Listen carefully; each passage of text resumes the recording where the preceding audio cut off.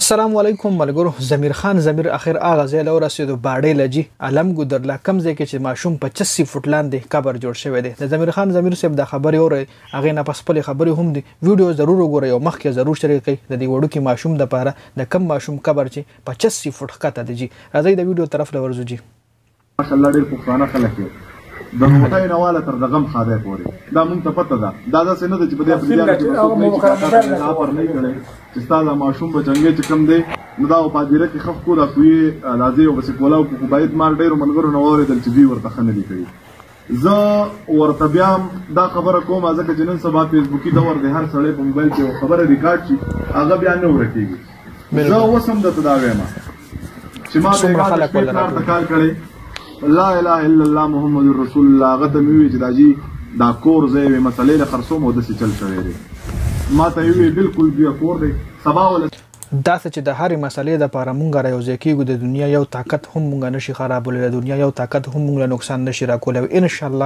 شاء الله دا غرنګ چې مونږ کې اتفاق وي دا ماشوم به د 85 فوټ لاندې ځمکې نه مونږ راوباسو او ان شاء الله یو قبرستان کې یو خپل مقبره کې به د خخي ګراځي ویډیو طرف لجی سړی وګوره خرڅه کا نور چې مې سوسته تنخواه مې ده خرصوم دا د لاس موبایل مې دی دا در له خرصوم په دې په خبر کې در له کور کې چاندا کوم او ساره دې دا زوی په دې نه راوباسو دا نه چې دلته څوک مالداران خلک نشته ماشاءالله خو مالدار خلک ته ویلې هم دي خو باید چې دا کاکا ته تیار دي نو باید زموږ تیاری چې دا ماشوم راوباسو او پادیره کې دفن کو ځکه چې دا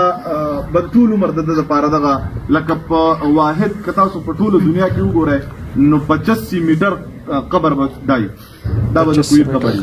نو کداغه ته زموږ سره د تاسو کوم مشران چې ناسې کتا سو د کاکا ته ویلې چې دغه زموږ سره د خبره ته تیاریږي نو چې کار په شروع کو توکل په الله دی والله کزه ایمانی خبره درته کوم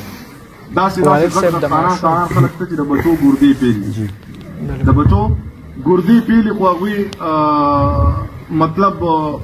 ګرده ورله ګوري په یو مذهب په مسلمان نن چې خپله ګرده ورله خرڅوم په میډیا به ټول خلک د آواز اوري خپله ګرده ورله خرڅوم که هغې ته هم څوک تیار د ماشوم راوښکو ته مونږ تیار یو باید که د پلار اجازت راکوي مونږ ته دې ووایي او که نه نو بس الله دې دله د زړه صبر وکړي. د اوس لکه پلار لا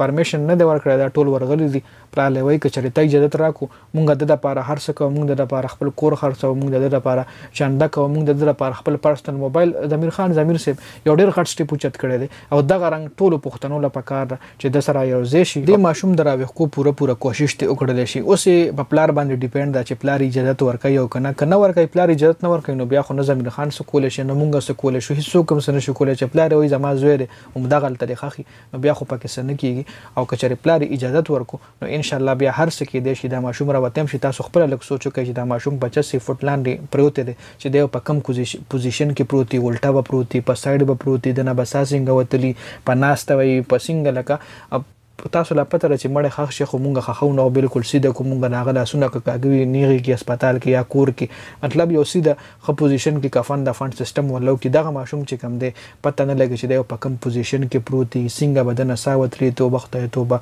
الله پاک ته والله هغه دنیا ښایسته کړي دا دنیا خو 3 کاله ژوند یې پکې تېر کړو داسې ترې رخصت شو چې ټوله دنیا پې خفه ده نو دا ویډیو مخکې ضرور شریک کړئ چې څومره هم که چېرې پلار اجازت ورکړو چې زیات ملګري ورسره مدد وکړي چې زیات ملګري ورشي ضمیر خان سره که د لاسو خپو مدد وي که د مال مدد د پیسو مدد هر قسم مدد چې ضمیر خان سره دغه مدد وکړل شي. نو د ویډیو کتر ډیره زیاته مننه ویډیو مخکې ضرور شریک کړئ جنید خان افیشل چینل هم سبسکرایب کړئ پیج هم لایک کړئ والسلام.